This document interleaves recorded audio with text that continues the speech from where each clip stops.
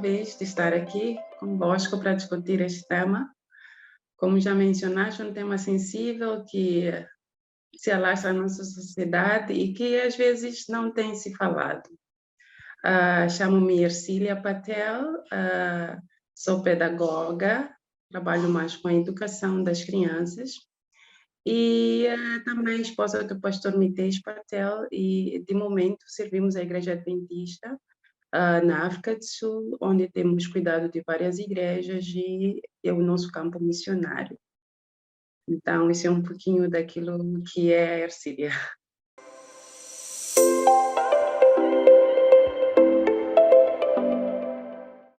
Abuso sexual, nesse caso, né, se formos para definir, porque ao dizermos abuso, existem vários tipos de abusos, mas neste tema aqui queremos discutir apenas o abuso sexual.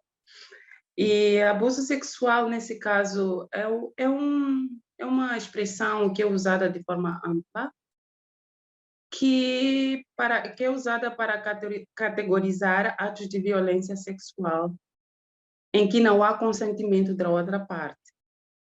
E sempre que não há consentimento da outra parte, porque o abuso sexual sempre vai envolver duas pessoas, não é?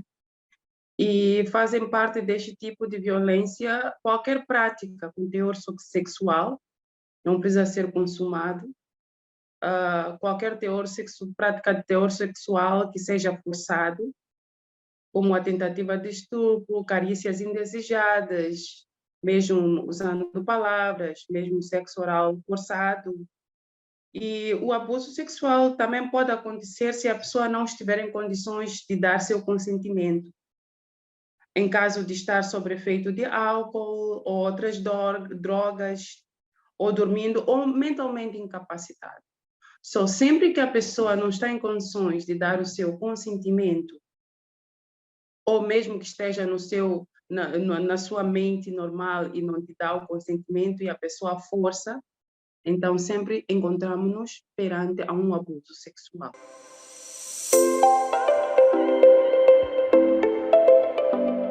Infelizmente, é claro que quando as pessoas casam-se, né, é uma cerimônia bonita e pronto.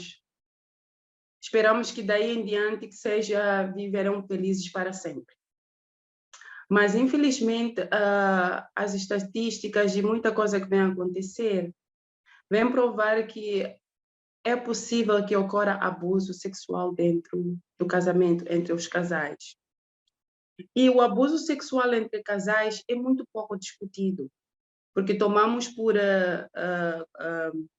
como prerrogativa que essas duas pessoas estão casadas, decidiram se unir em casamento e as duas consentiram em estarem juntas. Então, a razão pela qual o abuso sexual entre casais é muito pouco discutido, quando comparado a outros tipos de abusos, a menores, adolescentes e vários outros. O abuso sexual entre casais é mais comum do que se imagina.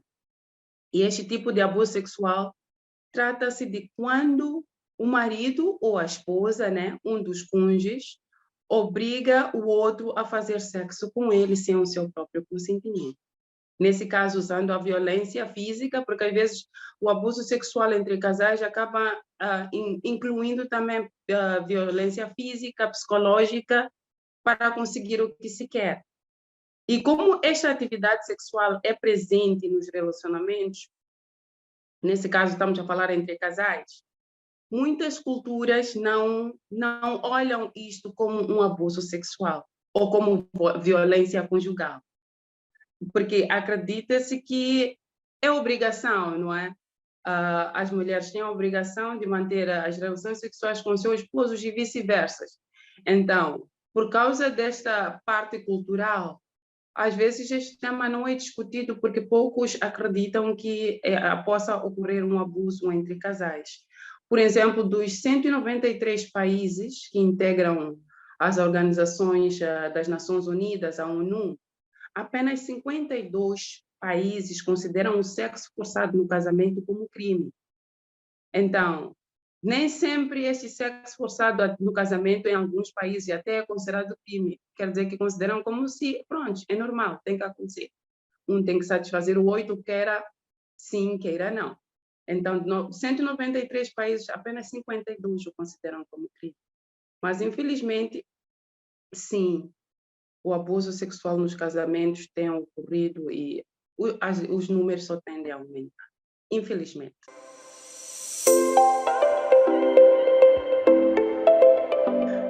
Infelizmente, os que praticam este abuso sexual dentro do casamento, muitos deles apoiam-se neste verso, como se fosse o direito deles, né? O corpo da esposa pertence a ele e assim sucessivamente do marido pertence a ela. Mas, como havíamos definido o abuso sexual, o fator que faz a diferença entre se é abuso ou não é abuso é o consentimento da outra pessoa. Então, quando duas pessoas se casam, são dois indivíduos diferentes. Eu sou eu, ele é. Então, chegamos a um consentimento e unimos-nos no matrimônio. A Bíblia diz que passamos a ser uma só carne, não é? Embora que esse ser uma só carne leva o seu tempo, porque é tempo em que a gente vai crescendo, vai conhecendo-nos. Quanto mais a gente interage, mais as afinidades vão se tornando umas, mas a nossa individualidade ainda permanece. Agora, se o meu corpo passa a ser a propriedade do meu esposo, é claro que isso não chega a acontecer porque em nenhum momento nós somos propriedade de ninguém, isso tem que ficar claro. Não somos propriedade de nenhuma outra pessoa, por mais que estejamos casados. A nossa individualidade ainda permanece. Então, é importante também que isso entendamos, embora que a Bíblia diz que o corpo da esposa passa a ser o corpo do marido e o do marido da esposa. Agora, se o corpo da esposa passa a ser do marido, nesse caso, como a Bíblia diz, quantos nós estaríamos em condições de infligirmos a nós mesmos dor? Poucos, não é? Então, o fato do corpo da esposa passar a Bíblia dizer que, pronto, passa a ser do marido, significa que, do jeito que você cuida do seu corpo, é do mesmo jeito que você tem que passar a cuidar do corpo da tua esposa. Então, se você não tem capacidade de infligir dor a si mesmo, então não deve estar em condições também de infligir dor ao seu parceiro. Mas muitas vezes, quando se trata de abuso sexual, o abuso sexual apenas acontece quando o relacionamento, o casamento em si, já está em problemas. Porque um casal feliz, saudável, que respeita os limites um do outro, impossivelmente pode se encontrar numa situação de abuso sexual. Então, quando falamos de abuso sexual dentro do nosso relacionamento, existem muitos outros fatores que acabam indicando para que a coisa acaba terminando nesse abuso sexual. Abuso sexual acaba sendo, vamos dizer, a cereja em cima do sorvete. É a última coisa, porque muita coisa já aconteceu. É o abuso psicológico, são as palavras que são usadas, é a pessoa que é espezinhada, às vezes é abuso físico, a pessoa, um dos cônjuges pode ser violento para com o outro. E nesse todo o percurso, porque já o outro começa a repelir-se e já não cede quando se trata já da parte sexual, e o outro já acaba sentindo-se na posição de ter que exercer uma força e, mesmo sem o consentimento da outra pessoa, acaba usurpando do corpo da outra. Então, infelizmente, como havia mencionado, muitas das culturas não veem isso como algo de abuso, que as vítimas do abuso sexual dentro do casamento, às vezes são aconselhadas a tolerar. E muitas vezes essas mulheres acabam vindo dizer, olha, tu tens que ser grata, ele é um bom pai, é um bom provedor. Então, epa, é teu dever como esposa, né? Satisfazer a ele. Então, tens que tolerar isso. Mas isso não é o certo, porque uma pessoa normal, com a saúde mental normal, tem que ter a capacidade de impor seus limites, impor suas barreiras. impor o que funciona para ele e o que não funciona para ele. Então, quando uma pessoa acaba já interferindo nos limites, na liberdade do outro, por mais que estamos casados, alguma coisa possa estar errado com essa pessoa, porque essa própria pessoa não tem capacidade de entender a si mesmo que existem limites, cada pessoa tem seus limites. Então, se o esposo ou a esposa limites na área, não é? Na área sexual, o outro tem que ter a capacidade de respeitar. Eu ia mencionar que muitas vezes o abuso sexual já acontece em casais defusos, que certas linhas vermelhas foram ignoradas, que acaba culminando mesmo com o abuso sexual. Então, talvez nessas situações é difícil aconselhar, às vezes, pessoas que estão dentro desse tipo de abuso, porque às vezes elas não têm a própria força de sair dessa, mas é importante que essa pessoa procure ajuda, porque, na verdade, abuso sexual, como qualquer outro abuso, acaba sendo crime e essa pessoa precisa mesmo procurar uma ajuda.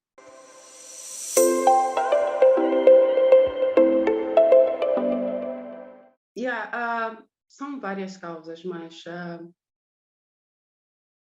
queria primeiro, talvez, separarmos talvez uma e outra coisa. Às vezes, quando há abuso sexual, há a vítima, há o abusador, não é? Mas é importante entender que quando há abuso sexual, nesse caso, tem uma vítima e tem a pessoa que está fazendo o abuso. Eu já havia mencionado que o abuso sexual, às vezes, é a última coisa, é o último abuso a acontecer debaixo de vários outros abusos. Quando duas pessoas se unem, é importante que cada um esclareça os seus limites.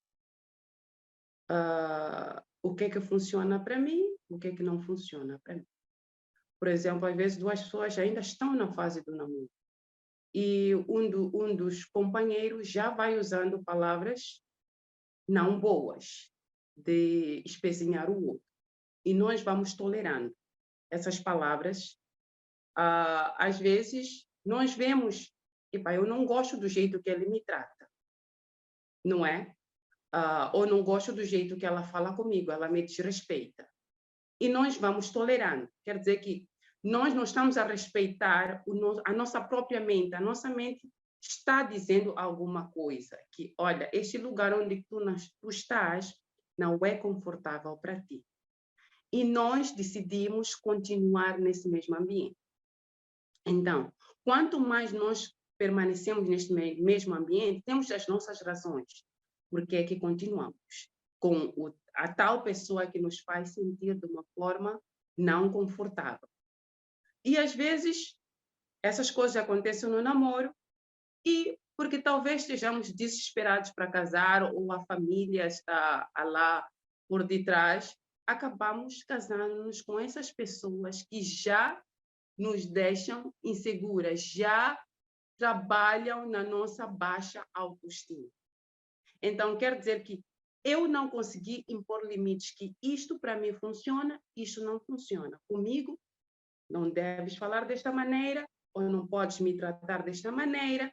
Então, quando não são limites bem traçados, que eu não tracei desde o princípio do meu relacionamento, então qualquer coisa que for jogado a mim, eu irei aceitar.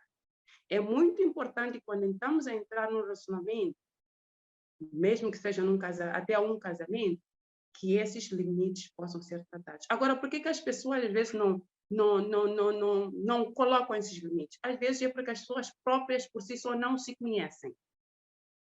Por exemplo, quando nós conhecemos nosso temperamento, passamos a ter uma certa maturidade, passamos a ter um certo nível de autoestima, passamos a nos olhar de uma forma diferente quando temos um sucesso na vida. Então, eu tenho orgulho daquilo que eu sou. Então, tenho maior capacidade de colocar limites e não vou deixar que ninguém me trate menos daquilo que eu sou.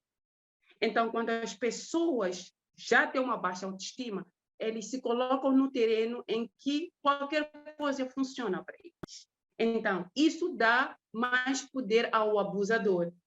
E, por exemplo, ele falou mal contigo hoje. E você reclamou, mas não fez nada.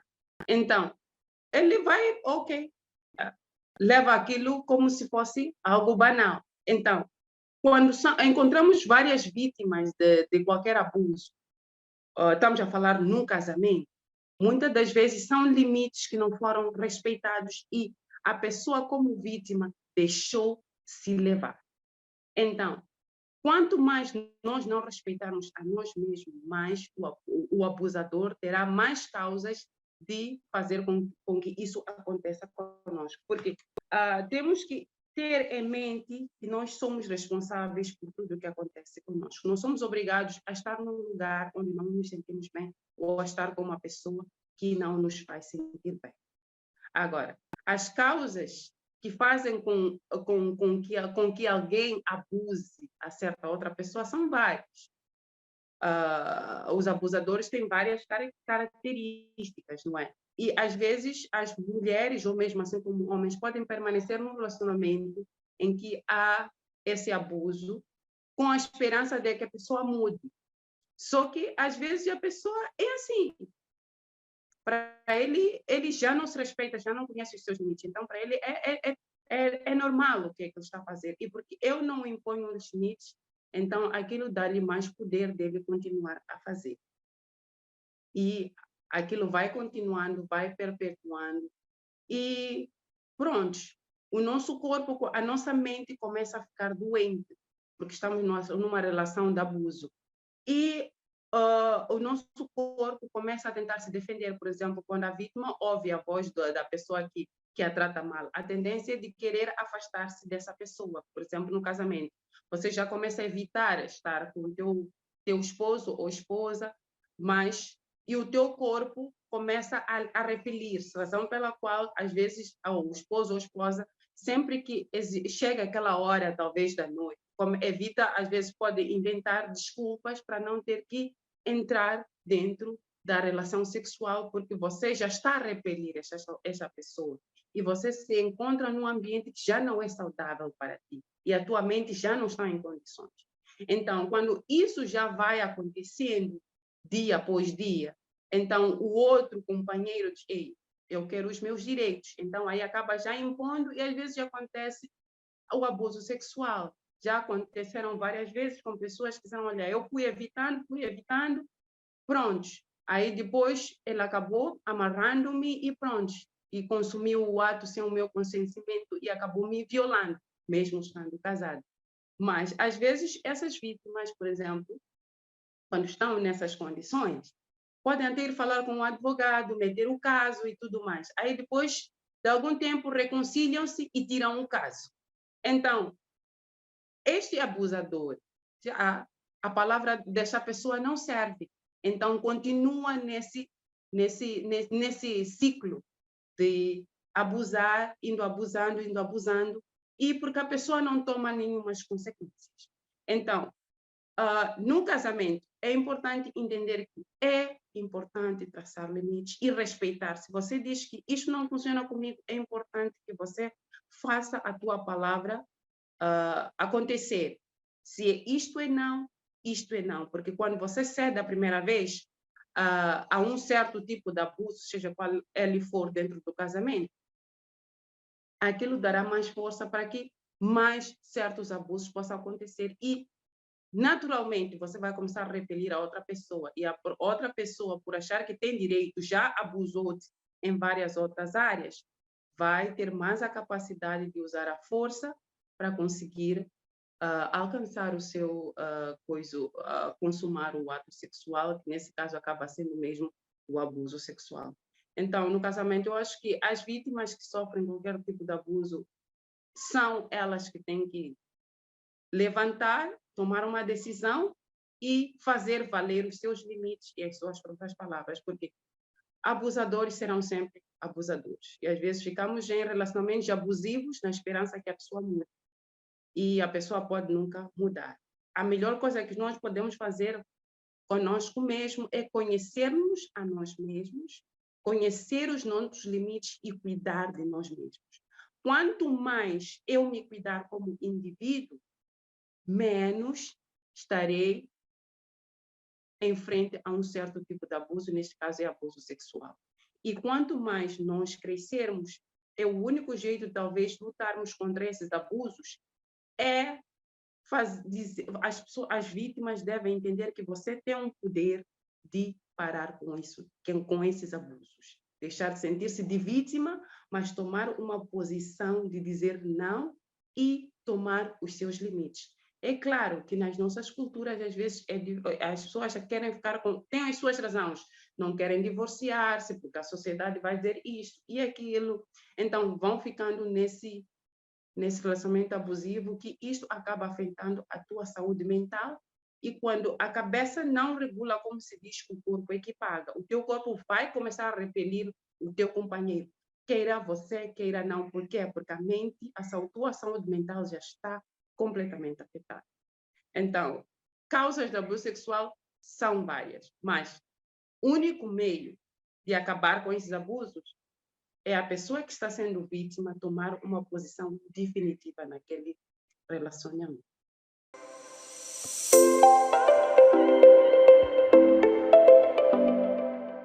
A sexualidade é um presente de Deus para o casamento. É um presente que Deus deu ao homem. Os animais, eles praticam as relações mesmo para a procriação, mas Deus deu ao homem o presente da sexualidade.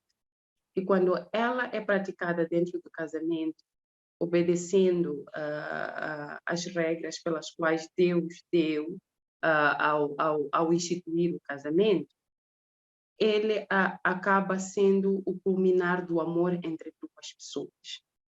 Então, quando existe amor, o sexo, nesse caso, essa sexualidade entre duas pessoas, acaba sendo uma expressão daquilo que a pessoa sente para a outra pessoa. Eu acho que ninguém gostaria de receber algo dado forçado. Às vezes, com crianças, você pode pedir uma coisa e a pessoa dá-te com cara feia. Então, por mais que tu recebas a coisa, mas não tem o mesmo sentimento, porque a pessoa já está dando com cara feia e não é o certo. Ou quer dar ou não quer dar. Então, se essa sexualidade dentro do casamento é centrada no amor de duas pessoas, eu acho que não deve ser forçado, porque não será a mesma coisa quando as duas pessoas estão dentro ou consentem em realizar. Então, eu acho que tem que existir mais conversa entre o casal. Eu sei que culturalmente, às vezes a cultura acaba jogando muito contra muitas das dificuldades que às vezes o casal acaba tendo, mas se esse casal é aberto um para com o outro, vocês falam, vocês conversam, você procura saber do dia do outro. Aliás, você coloca a outra pessoa em primeiro lugar, porque a maioria dos casamentos felizes, o amor que existe entre essas duas pessoas é o amor ágape, que está acima de tudo. Não ama porque quer algo em troca, não ama porque espera algum benefício, é um amor altruísta. Então, este é o amor altruísta que Deus espera que exista dentro do casamento, razão pela qual ele diz que os maridos devem amar as suas esposas como seu próprio corpo, ou como Cristo amou a igreja. Então, se este esposo ama sua esposa a este ponto, como a Bíblia diz, como Cristo ama a igreja e que se entregou por ela. Então, você põe a felicidade da tua esposa em primeiro lugar. Então, se este marido tem este amor, não tem como ele acabar forçando algo só porque ele quer naquele momento. Seria um amor egoísta, nesse caso. É claro que a esposa, por exemplo, pode ter um dia mau, chega em casa e você, como esposo, possa estar interessado, mas se você dar tempo ou dar algum tempo para ouvir, como foi o dia dela, ela explicar, deixar ela desabafar, estar ali para a confortar. No final das contas, até você pode conseguir o que quer, mas é como você faz para conseguir o que quer. Agora, quando somos egoístas, só estamos pensando em nós, porque eu. Então, já estamos fora daquilo que Deus desenhou, que seja o casamento, que seja a sexualidade entre duas pessoas dentro do casamento. E razão pela qual, muitas vezes, os nossos casamentos, a parte sexual acaba sendo, como se diz, boring, né? Cansativa. Porque sempre acontece de forma forçada. Oh, eu tenho que fazer com as minhas obrigações. Então, acaba sendo algo não em que as duas pessoas acabam não desfrutando da atividade sexual que Deus estabeleceu dentro do casamento, porque acabamos pondo os nossos desejos em frente como prioridade, não colocando a outra pessoa em primeiro lugar. O corpo da esposa passando a ser o corpo do marido da esposa, se fôssemos a entender isso em cuidar um do outro como nós cuidamos a nós mesmos, então evitaria muitos problemas dentro do casamento, principalmente na sexualidade. Porque se eu cuido dela durante o dia, por exemplo, imagine, todo dia você está a usar palavrões, você já não ajuda em alguma coisa, nem uma mensagem de bom dia entrou, nem como é que descansou, ali de repente, à noite, pronto, é quando você procura. Então, aquilo dificulta também.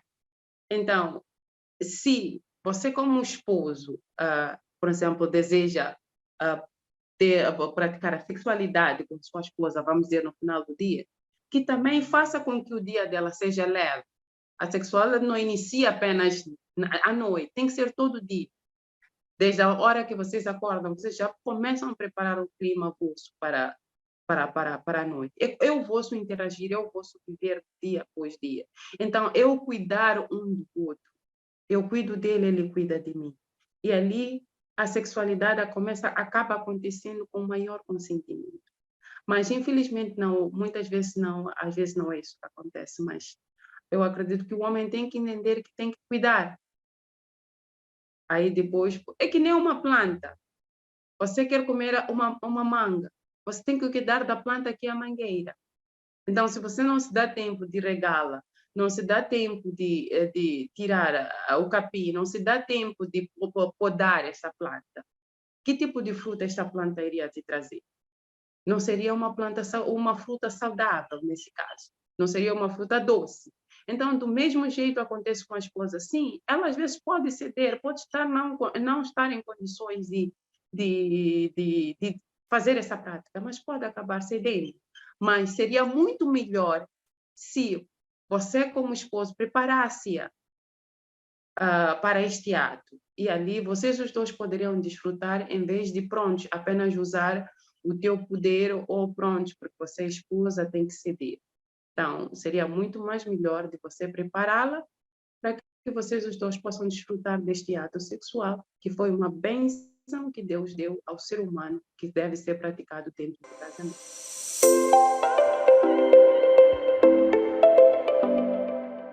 É um pouco complicado aconselhar pessoas, porque às vezes as pessoas já sabem o que querem fazer, já sabem o que querem tomar, a decisão que gostariam de tomar. Mas vamos dizer que você já passou por uma decisão, uma situação de abuso. Em primeiro lugar, eu ia dizer que não negue. Não negue. Às vezes, tentamos negar, né? Certas situações nas nossas vidas e certos sentimentos. É importante que a pessoa assuma que isto aconteceu na minha vida. Porque, em primeiro lugar, ela tem que cuidar da sua saúde mental. Ultimamente tem-se falado muito de saúde mental, porque é muito importante. E dos primeiros passos é assumir que isto aconteceu. E assumir os sentimentos que este ato despertou em ti.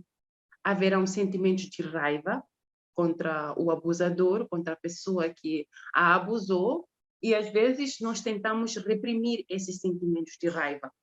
Então, é importante assumirmos os sentimentos que temos dentro de nós, porque quanto mais nós fugir daquilo que estamos a sentir contra esta pessoa, mais difícil fica para a nossa mente, ficamos dentro de um conflito. E quando estamos dentro deste conflito, a nossa mente para de funcionar. Então, assuma o que aconteceu, assuma os sentimentos. Se possível, procure ajuda, um aconselhamento com um psicólogo. Fale sobre o que aconteceu. Às vezes, só falar, só se abrir com alguém, já ajuda. Como se diz, um problema partilhado já é meio caminho andado para uma solução. Então, fale com alguém, um psicólogo, uma pessoa, não é? Que a possa ajudar a decifrar a coisa melhor. Agora, vamos dizer que sofreu um abuso e é importante também clarificar se a pessoa ainda está com este abusador ou já está fora, já não está mais partilhar o mesmo círculo com este abusador. Então, o ideal é, depois de procurar essa ajuda, não é? Para mesmo falar e procurar outros pontos de vista. É importante que a pessoa avalie e tome uma decisão. Tomar uma decisão é muito importante. A pessoa não deve ficar em cima do muro. Então, se a pessoa ainda está vivendo com este abusador, é importante tomar uma decisão de colocar os limites, ou a pessoa mostra um novo comportamento, ou você sai do relacionamento. Porque quanto mais você permanecer, mais a tua mente vai ficar doente e mais problemas você irá tendo fisicamente, doenças podem aparecer. Por quê? Porque a mente está doente, a mente já não está a funcionar como deve ser. Então, é importante que a pessoa tome uma decisão, se é para ficar ou se é para sair. Então, ao tomar essa decisão, e é a pessoa que tem que tomar, não é? A pessoa tem que viver com a decisão que tomou. Se é sim, é sim. Se é não, é não. Então, aí, é claro que sempre existe sentimento de culpa. Sempre uma vítima que sofreu um abuso sempre vai se sentir culpada de um ou de outro jeito, dizendo que, poxa, se eu tivesse feito isso, se eu tivesse agido desta forma, se eu tivesse talvez prestado atenção às redes vermelhas que eu fui vendo neste relacionamento, eu não teria sofrido tanto abuso como acabei sofrendo. Haverá sentimento de culpa, a sociedade talvez irá apontar o dedo também. Então, é importante que essa pessoa que sofre este abuso saiba reconhecer e perdoar-se, para que possa iniciar a cura, não é? Porque só porque você sofreu um abuso não significa que esse é o fim daquilo que Deus preparou para a sua vida. Muita coisa boa ainda pode vir a acontecer em sua vida, mas é importante que você tome uma decisão de procurar essa ajuda, aceitar os sentimentos que tem e tomar uma decisão e, acima de tudo, perdoar-se. Se foi um erro que tenha cometido, a coisa que temos que fazer é aprender com os nossos erros. E, desde o momento que a gente aprende essa nova lição, daquilo que foi pela experiência, então é importante que a gente viva as novas lições que nós aprendemos, para que não voltemos a cair no mesmo erro de se encontrar numa situação ou num relacionamento de novo abusivo, que é melhor para a nossa própria saúde mental ficarmos sozinhos do que, mais uma vez, colocarmos em uma situação em que possamos, mais uma vez, sofrer um abuso. Tire tempo para si mesmo, faça uma introspecção, procura conhecer-se a si mesmo como pessoa, quem você é, o que é que você quer, quais são os seus limites, e tenta impor esses próprios limites para si mesmo, para que você possa fazer com que as próximas pessoas que irão partilhar, que você poderá vir a partilhar a sua vida com, possam conhecer os teus limites e respeitá-los. Mas primeiro, você tem que respeitar a si mesmo e não permita que ninguém a trate de modo inferior daquilo que você é. Porque à medida que nós vamos permitir que formos tratados de uma maneira menor daquilo que somos, porque somos todos iguais, todos nós sentimos, todos nós choramos, todos nós temos dias tristes, somos todos iguais. É claro, há diferenças sociais, mas no final das contas somos todos iguais. Então, não tem por que um ter medo de outra pessoa. Então, é importante entendermos isso e colocarmos os limites, que olha, isto não funciona para mim, isto funciona para mim.